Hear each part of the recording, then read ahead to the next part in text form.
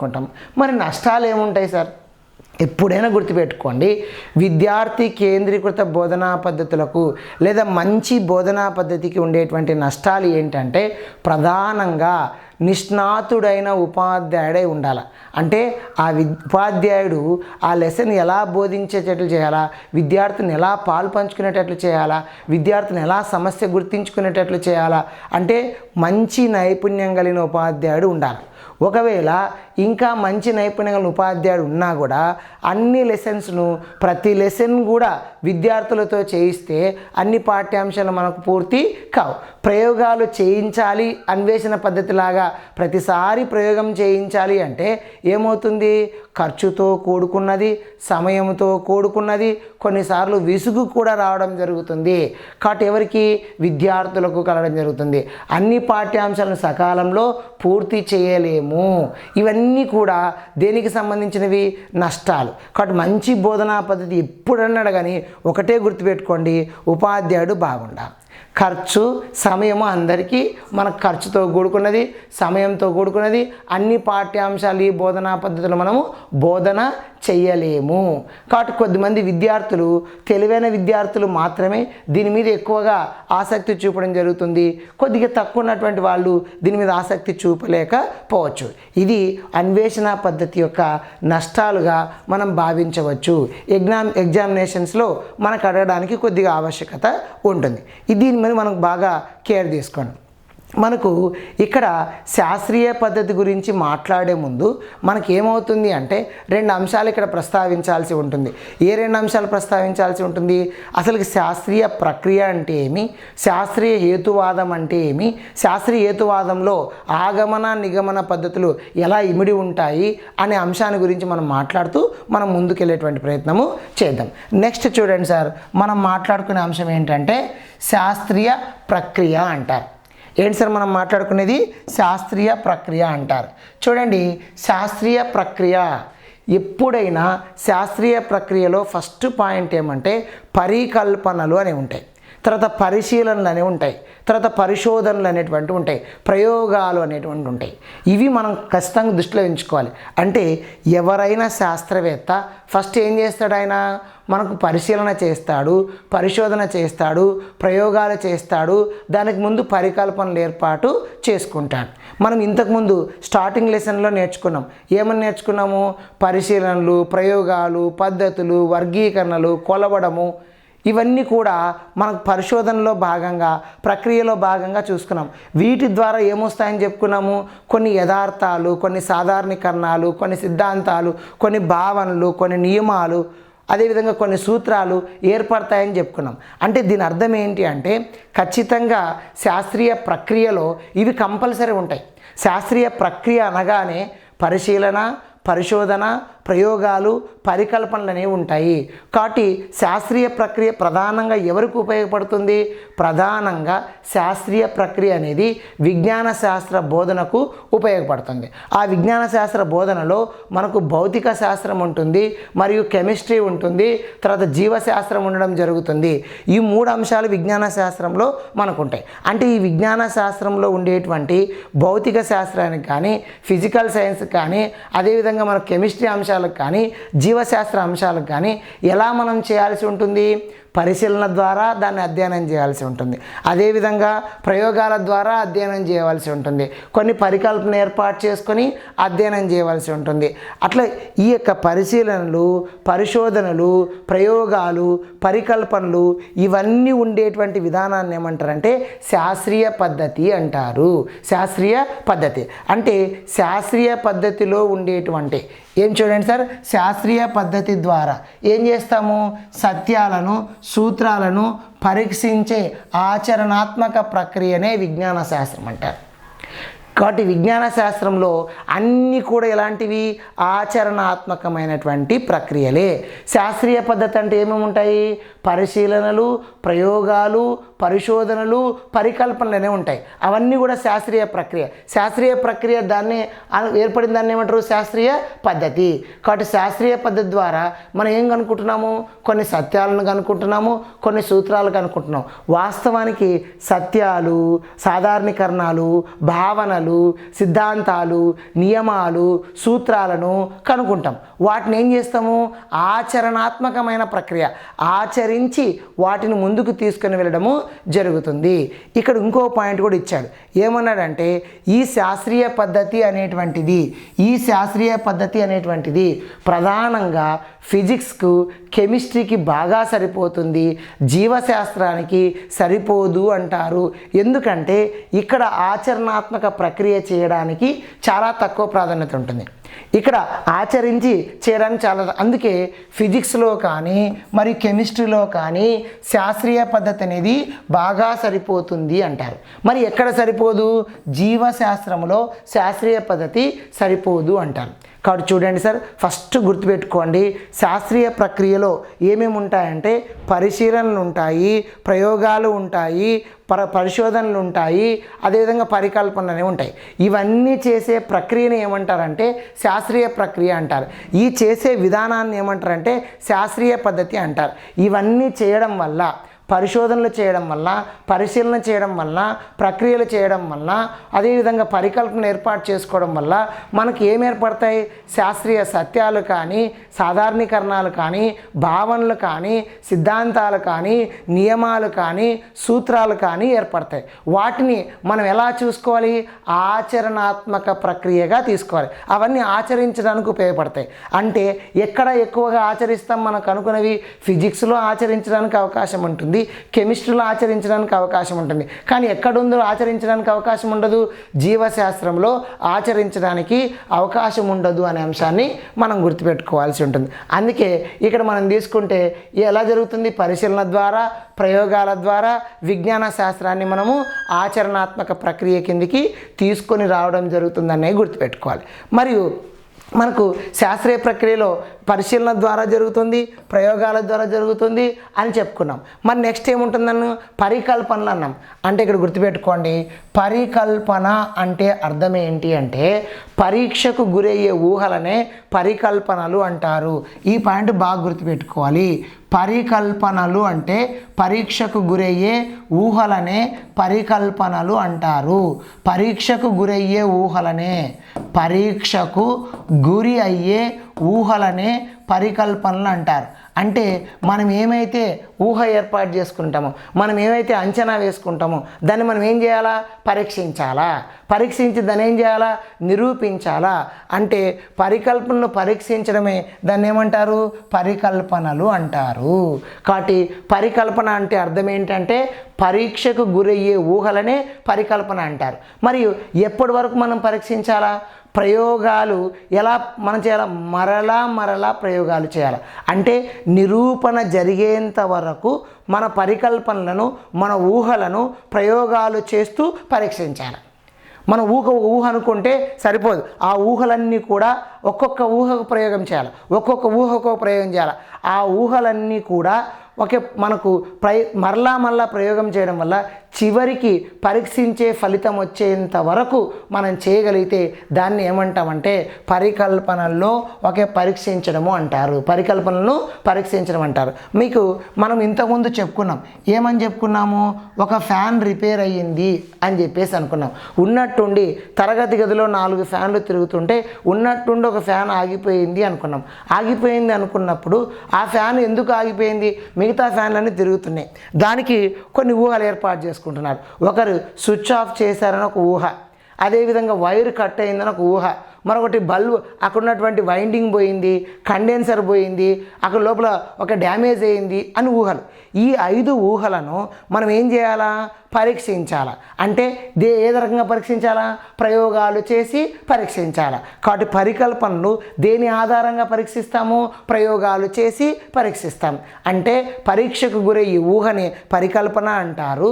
మరి ఈ పరికల్పనలో మనం అనుకున్న ఊహలను ప్రయోగాలు చేసి పరీక్షించాల్సి ఉంటుంది.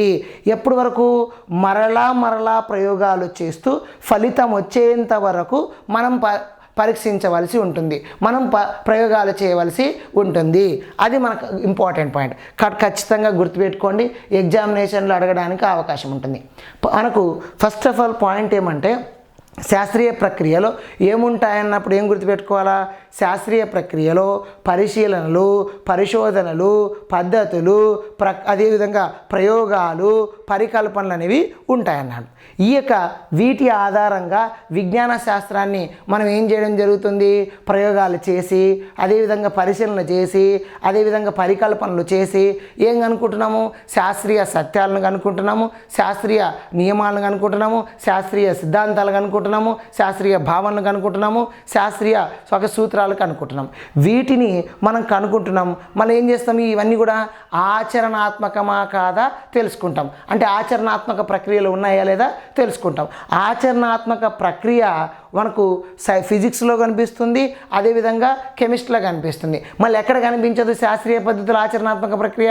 జువాలజీలో కనిపించదు, జీవశాస్త్రంలో కనిపించదు అనే అంశాన్ని మనం గుర్తుపెట్టుకోవాల్సినటువంటి ఆవశ్యకత ఉంటుంది. మరి పరికల్పన గురించి ఇక్కడ మనకి ఇచ్చాడు. పరికల్పన అంటే ఏమి? పరీక్షకు గురయ్యే ఊహలనే పరికల్పన అంటారు. ఈ పరికల్పనలో మనం కొన్ని ఊహలు ఏర్పాటు చేసుకున్నాం. ఇందాక చెప్పాను, స్విచ్ ఆఫ్ చేశారు, వైర్ కట్ అయిపోయింది, ఇవన్నీ ఊహలు. ఈ ఊహలు మనం ఏం చేయాలా? పరీక్షించాలి. ఊహలను ఏం చేయాలా? పరీక్షించాలి. ఎలా పరీక్షించాలా? ఆ ఊహను ప్రయోగం చేసి పరీక్షించాలి, ఈ ఊహను ప్రయోగం చేసి పరీక్షించాలి. ఎప్పటి వరకు?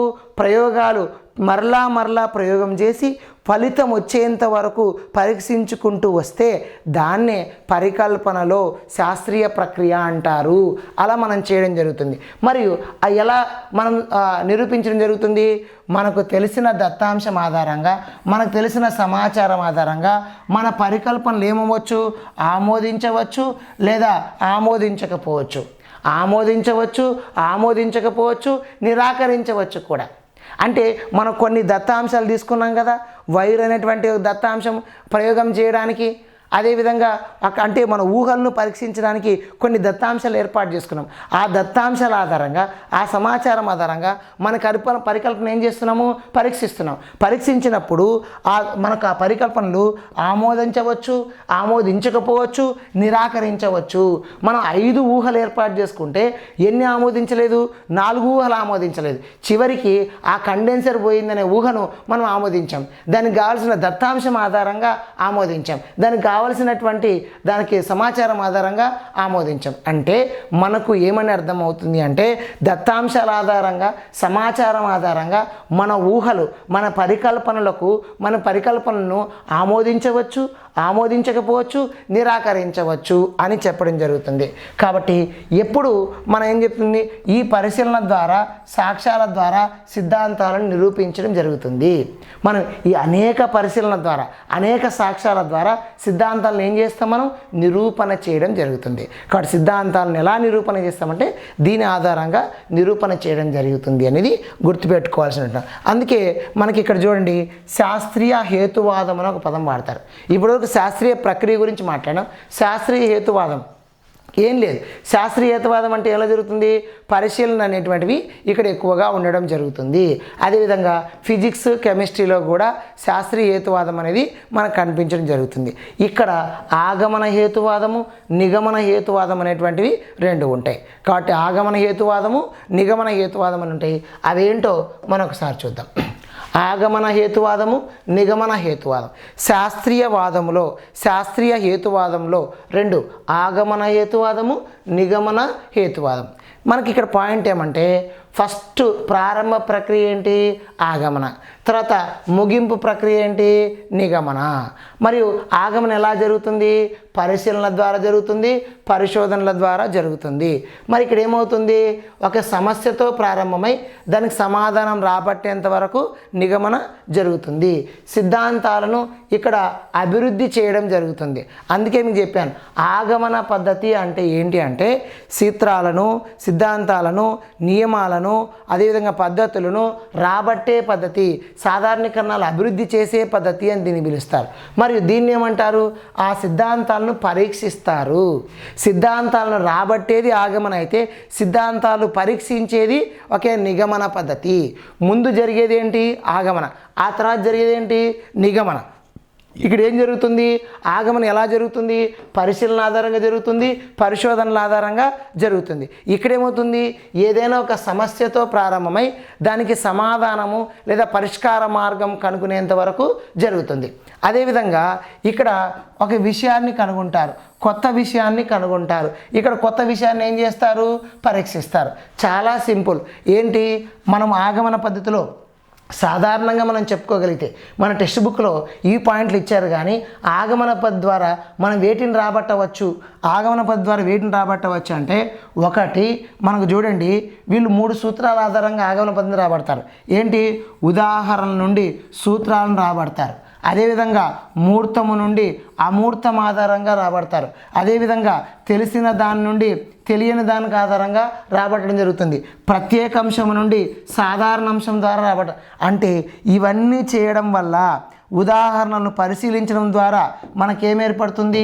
సూత్రం ఏర్పడుతుంది. అనేక ఉదాహరణలను పరిశీలించి ఒక సూత్రాన్ని రాబడతారు. అనేక మూర్త అంశాలను పరిశీలించి అమూర్త అంశాలను రాబడతారు. అనేక తెలిసిన అంశాలను పరిశీలించి తెలియని అంశాలను రాబడతారు. అనేక ప్రత్యేక అంశాలను పరిశీలించి సాధారణిక అంశాలను రాబడతారు. అంటే ఈ వచ్చినటువంటి వాటిని ఏమంటారంటే, ఈ రాబట్టినటువంటి అంశాలు మనకు ఏమేమి వస్తాయో తెలుసా? సత్యాలు వస్తాయి, సాధారణీకరణాలు వస్తాయి, భావనలు వస్తాయి, సిద్ధాంతాలు వస్తాయి, నియమాలు వస్తాయి, సూత్రాలు వస్తాయి. వీటన్నిటిని రాబట్టే పద్ధతి ఆగమన పద్ధతి. వీటన్నిటిని రాబట్టే పద్ధతి ఆగమన పద్ధతి. ఎలా రాబట్టడం జరుగుతుంది? అనేక పరిశీలనలు, పరిశోధనలు. మనకి ఇంతకుముందు ఫస్ట్ లెసన్లో మళ్ళీ చెప్పుకున్నాం. ఏమేమి ఉంటాయి ఇక్కడ? పరిశీలన ద్వారా, ప్రయోగాల ద్వారా, పద్ధతుల ద్వారా, వర్గీకరణ ద్వారా, కొలవడం ద్వారా ఇవన్నీ పరిశోధనలు చేయడం ద్వారా ఏం కనుక్కున్నాం మనము? అనేక సత్యాలను, సాధారణీకరణాలను, భావనలను, నియమాలను, సిద్ధాంతాలను, సూత్రాలను మనము కనుగొంటాము. అందుకే ఇక్కడ ఏమిచ్చాడు? ఓన్లీ పరిశీలనల ద్వారా, పరిశోధనల ద్వారా మనం కొన్ని అంశాలు కనుక్కుంటాం. ఆ కనుగొన్న అంశాలు ఏంటి? సిద్ధాంతాలు అన్నాడు. సిద్ధాంతాలే కాదు, వీటన్నిటిని మనము కనుక్కుంటాం. అంటే ఇక్కడ సిద్ధాంతాలను అభివృద్ధి పరచమంటారు. అంటే కనుగొనడమే. ఇవే కాదు, ఇంకా చాలా విషయాలు కనుక్కుంటారు. చాలా విషయాలు ఏంటి? ఇవన్నీ విషయాలను కనుగొనడం జరుగుతుంది. ఆగమన పద్ధతిలో వీటి ద్వారా వీటిని కనుగొంటే నిగమన పద్ధతిలో వీటిని ఏం చేస్తారు? పరీక్షిస్తారు. సత్యాలను పరీక్షిస్తారు, సాధారణీకరణాలను పరీక్షిస్తారు, భావనలను పరీక్షిస్తారు, సిద్ధాంతాలను పరీక్షిస్తారు, నియమాలను పరీక్షిస్తారు, సూత్రాలను పరీక్షిస్తారు. పరీక్షించడం జరుగుతుంది. ఎలా పరీక్షించడం జరుగుతుంది? కొత్తగా విషయాలను కనుగొన్న వాటిని ఇవన్నీ పరీక్షిస్తారు. సిద్ధాంతాలను పరీక్షిస్తారు. ఎలా? ఫస్ట్ ఏదైనా ఒక సమస్యతో ప్రారంభిస్తారు, లేదా ఒక ప్రశ్నతో ప్రారంభిస్తారు. సమస్య లేదా ప్రశ్నతో ప్రారంభించి దానిని పరీక్షించి దానికి సమాధానం కానీ పరిష్కార మార్గాన్ని కానీ కనుగొంటారు. అందుకే ప్రారంభ ప్రక్రియ అని అంటారు. దీన్ని ఏమంటారు? ముగింపు ప్రక్రియ అని అంటారు. కాబట్టి ఆగమన పద్ధతి ఎలాంటి ప్రక్రియ అంటే ప్రారంభ ప్రక్రియ. నిగమన పద్ధతి ఎలాంటి ప్రక్రియ అంటే ముగింపు ప్రక్రియ. కాబట్టి ఇవి కనుగొనే ప్రక్రియ ఏంటంటే ఆగమన. దేని ఆధారం కనుక్కుంటారు? పరిశీలనలు, ప్రయోగాలు, పద్ధతులు, వర్గీకరణ, కొలవడము చేయడం ద్వారా కనుగొంటారు. అదేవిధంగా కనుగొన్న వాటిని పరీక్షించేది ఎవరు అంటే నిగమన పద్ధతి. ఆ పరీక్షించడానికి ఎట్లా పరీక్షిస్తారంటే కొన్ని ప్రశ్నలు వేసుకొని పరీక్షిస్తారు, కొన్ని సమస్యలను ఏర్పాటు చేసుకొని పరీక్షిస్తారు. ఎప్పటి వరకు పరీక్షిస్తారు? ఆ ప్రశ్నకు సమాధానం దొరికేంత వరకు పరీక్షిస్తారు. ఆ సమస్యకు పరిష్కారం దొరికేంత వరకు పరీక్షించడం జరుగుతుంది.